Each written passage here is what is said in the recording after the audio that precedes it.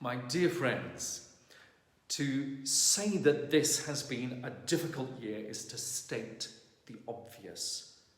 More importantly, it could seem too easy or glib and run the risk of trivialising the very many real ways in which the impact and cost of the pandemic has been experienced by so very many.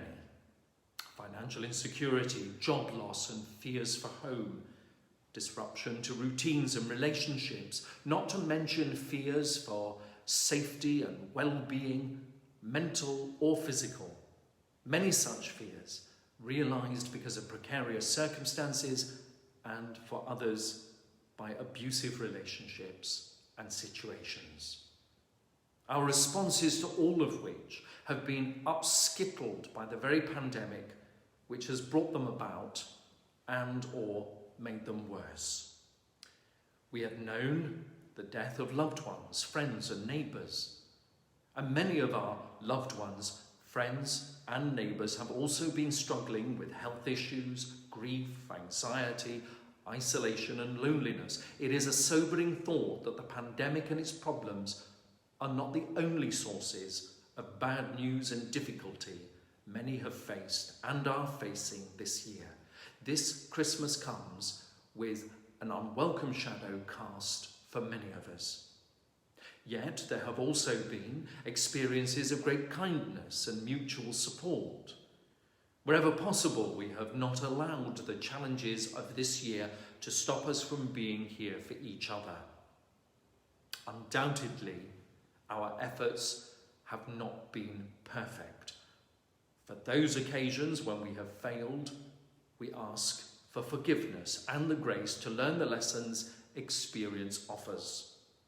Where we've succeeded, we can be thankful for the support and encouragement we have offered and indeed received ourselves.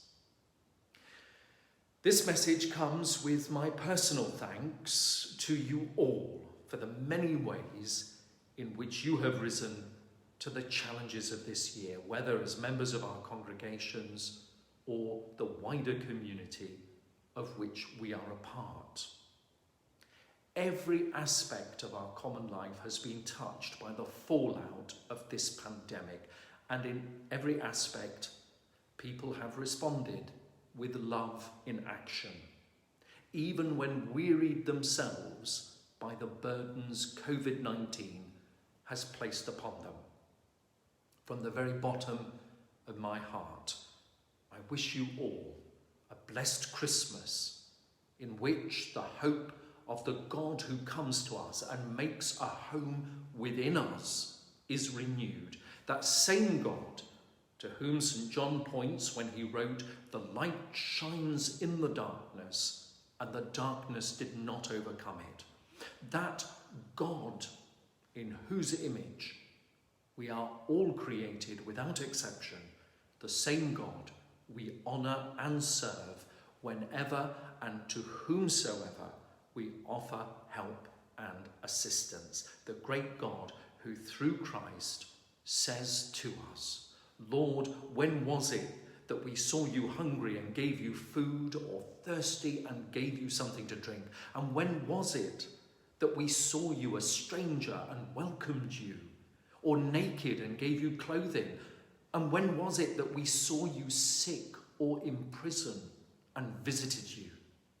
And the King will answer them, "Truly I tell you, just as you did it to one of the least of these who are members of my family, you did it to me."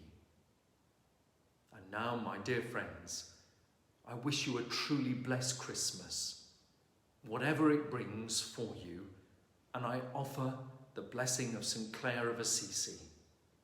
The Lord be with you always, and be you always with him and in every place. Amen.